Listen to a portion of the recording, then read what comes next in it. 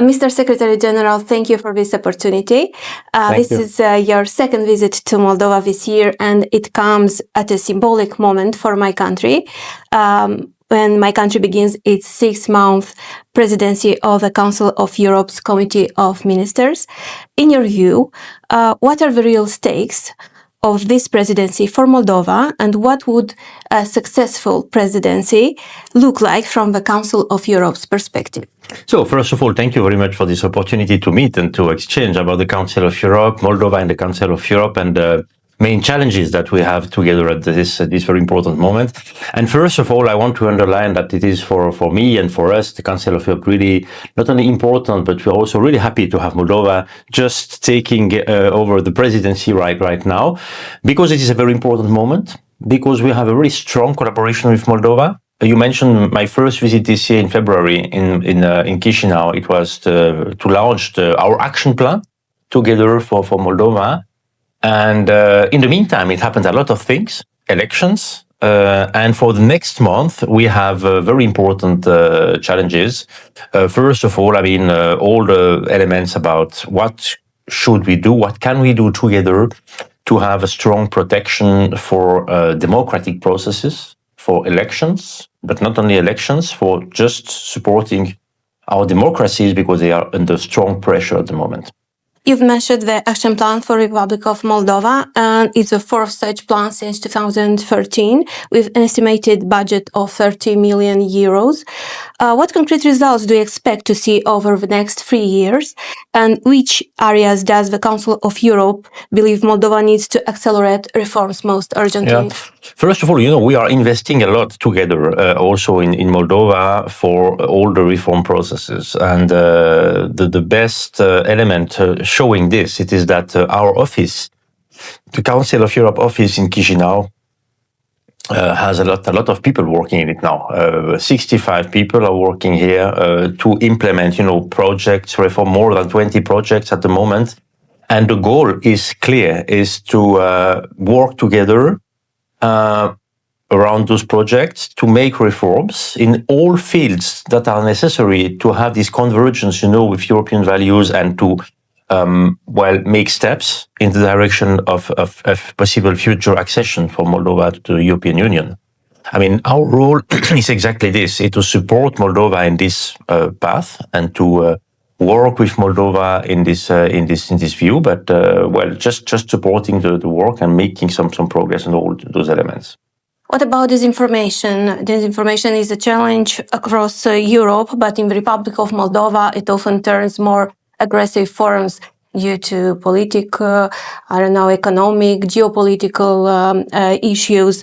What can other European countries learn from Moldova's experience? Because you mentioned the elections.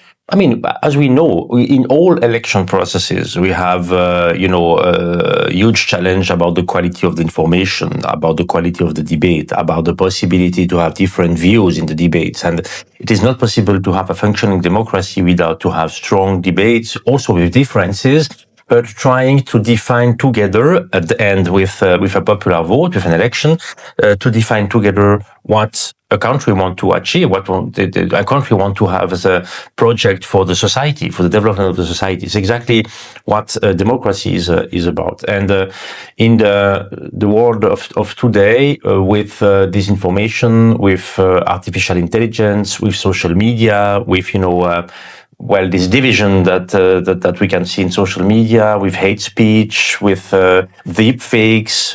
A lot of elements are playing a role at the same time, making more difficult to have this high quality debate I was mentioning before. And what was happening in Moldova in the recent month was not totally a surprise for all of us. Probably also not for Moldova after the presidential elections and the constitutional reform and vote in 24. We can probably use this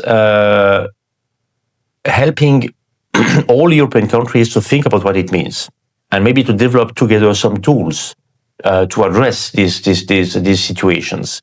And we are developing such a tool at the Council of Europe.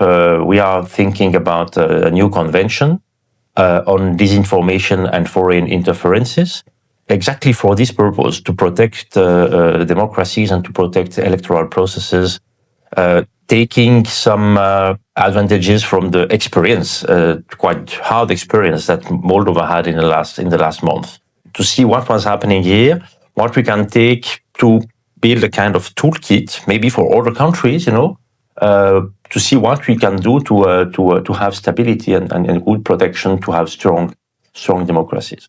But speaking about these tools, how can we make sure that these efforts do not go too far?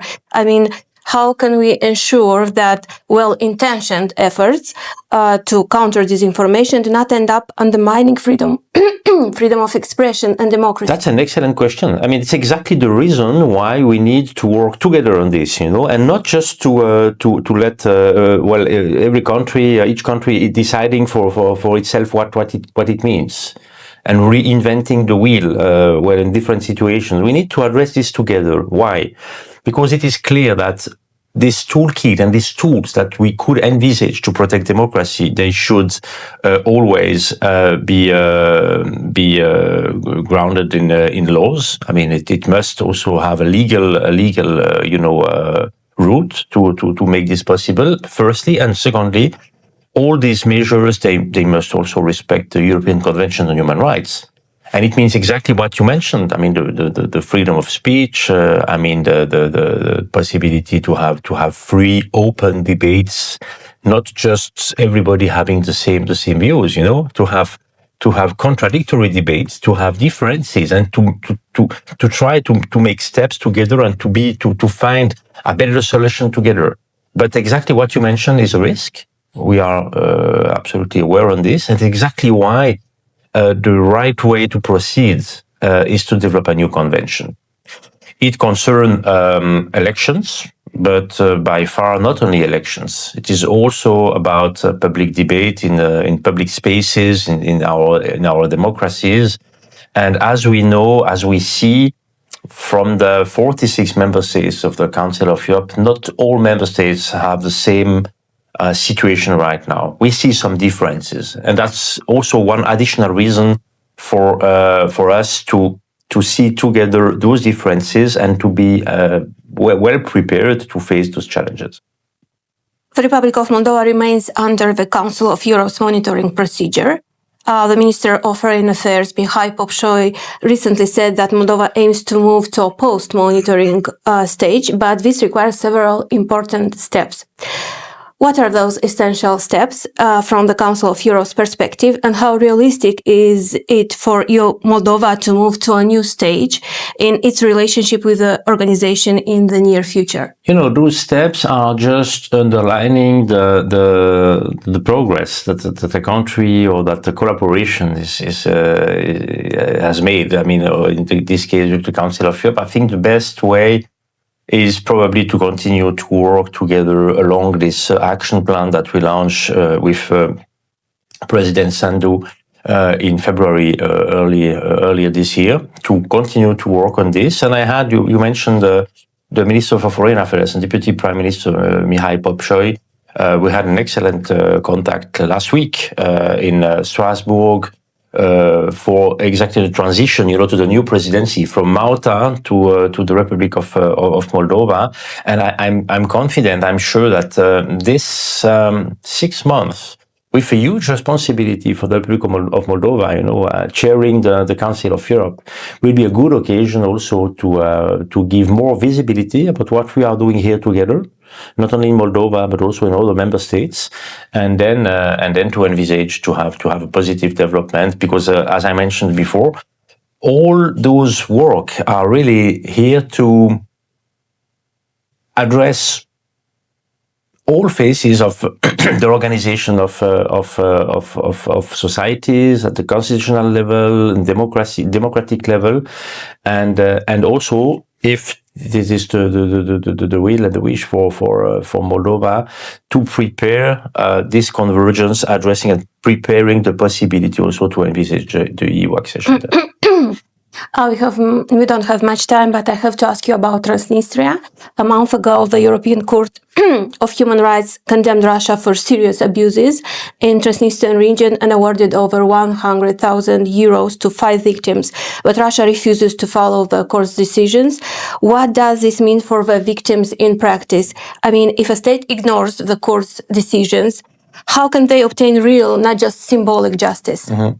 That's a very important question. And you mentioned the European Court of Human Rights and the European Convention on Human Rights. Really, I would say, very, very central institutions to the Council of Europe and functioning really, really well. We have, and the first step, the first stage is always to have the access to the court, and it was given in this case. The second step is to see what the court is telling about the situation, and we have this step made with a decision of the court. And I will not make comments on the decision of the court. The judiciary is independent and it must be independent, but I see that we have a decision. That's the second step. And the first step then is about reparation. And about the execution of the judgments of the court, we have a very high level of execution in general in Europe, but by far not all judgments are executed in the short or mid-term. And this role, to follow this, it's exactly the role that the Committee of Ministers does have, to take this case. Once it is, it has been decided by the court, then it will be much more political at the level of the member states. And the Committee of Ministers will follow all the discussion about the execution. In this case, as you mentioned, we see that it will be really tough and difficult to have a strong execution rapidly. But I mean, we have the two first steps, that's the first element, and then it is the role under the presidency of Moldova, by the way, for the next 6 months, to make sure that this will come at the table of the discussion and that they have to see what is possible to do to have an execution. Okay. The Democratic Pact for Europe is a new Council of Europe's initiative launched in September 2025 to help strengthen democracy across the continent. Moldova, as a member of the Council of Europe, is part of this effort. Mm-hmm. But can a country facing hybrid pressure truly become a model of democratic renewal, or does the first require stronger constitutional and institutional safeguards? I mean, we need really to be in this movement, to have these reforms, that's exactly why we have, by the way, action plans in a lot of different countries, in the member states. And it does not mean that everything is perfect in the countries not having an action plan. I mean, it is a concern. We need to be really modest, facing the democratic backsliding. Democratic backsliding, what we can call democratic backsliding, is ongoing, I would say, everywhere. I know no country not facing this issue, really. Why? Because of the elements I mentioned before. I mean, in all countries we have this division, division of society based on social media. I mean, social media, we must be honest, it is not the best place to have productive debates and democratic debates. We see this now. I mean. And it is a new challenge for us. We see everywhere disinformation, not mentioning the deep fakes, and it will be much more difficult in the future for citizens to understand what's going on, to be sure that they have access to high quality information. And we need to address this, and exactly the purpose of the new Democratic Pact for Europe. Not just to complain about the situation, not just to say, okay, it was better before. We had in the ancient times, 25 years ago, everything was better. It's not the case. Not the point. The point is, what do we need now in this reality to adapt, to make sure that the democracy will remain in these changing times and rapidly changing times? Will remain the strong system and model that we know, because the democracy can be quite fragile, but it is the only one system I know that allow all the citizens to be part of the decision for what they want as a future for themselves and for their children and for the next generation. And it's exactly why it's important to do this. And with the new Democratic Pact, we are trying with different elements, to address exactly these challenges. I'll go to my final question. 10 years ago, your predecessor in this post, Mr. Youngland, was the first to call Moldova a captured state. And that statement became an important symbol of Moldova's turn toward democracy and freedom. And here we are, a decade later, Moldova is chairing the Council of Europe's committee. Is still Moldova truly past the risk of state capture, or do you still see structural weak points that could undermine its progress? How would you describe Moldova now? I think Moldova has a geographical and political situation that we know. I mean, a neighbor with Ukraine, with Romania. I mean, in Europe, clearly, obviously, member of the Council of Europe and member of the wider European family. And what I was always impressed to see in Moldova, it is, I would say, one word: courage. The courage to change, to make some progress. And never to stop to do this. And with this courage to move, to change, to make some progress, it's the best situation to have huge progress and to have huge achievements for Moldova. I'm really confident that it will happen. Thank you very much for this discussion. Thank you.